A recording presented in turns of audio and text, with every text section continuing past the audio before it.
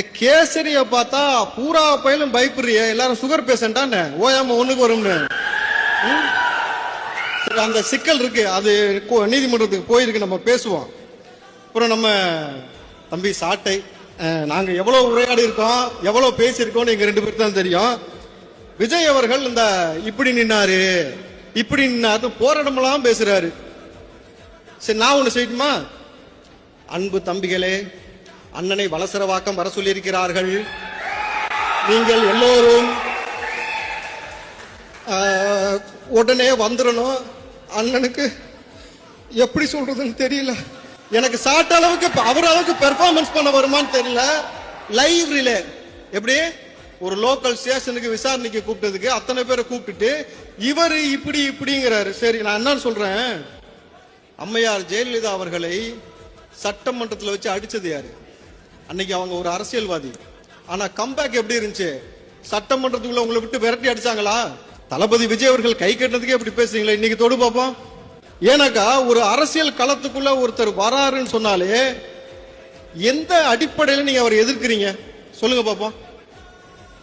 ரஜினி அவர்கள் அரசியலுக்கு வரேன்னு சொன்னாரு, அவ்வளவுதான், போட்டு முடிச்சு விட்டாரு.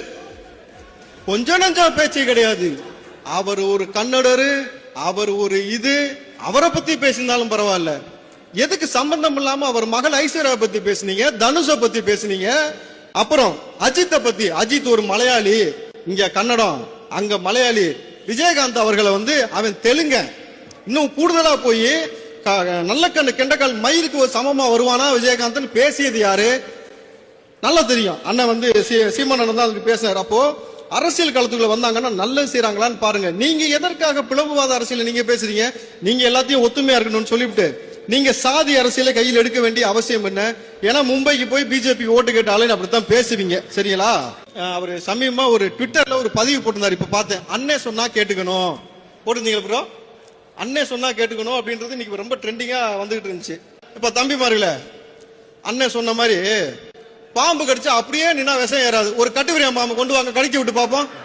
சாட்ட புறாவை இப்ப கடிக்க விடுவோம்.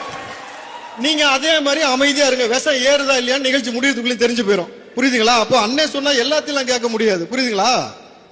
பழனி பாபா சொன்னதை மறுபடியும் ஞாபகப்படுத்த வேண்டியது இருக்கு. எவன் ஒருவன் பெரியாரையும் எவன் ஒருவன் அம்பேத்கரையும் சந்தேகிக்கின்றானோ, வேணான்னு சொல்றானோ, அவனை நீ சந்தேகப்பட, அவனை கேட்டுக்காத, அவனை சேர்த்துக்காத, அவன் பேராபத்து அப்படின்றாரு. புரியுதுங்களா? பெரியார நீங்க உடைக்கிறதுக்கு கடப்பாறையை தூக்கிட்டு வரேன்றீங்க. சாட்டை அவர்களுக்கும்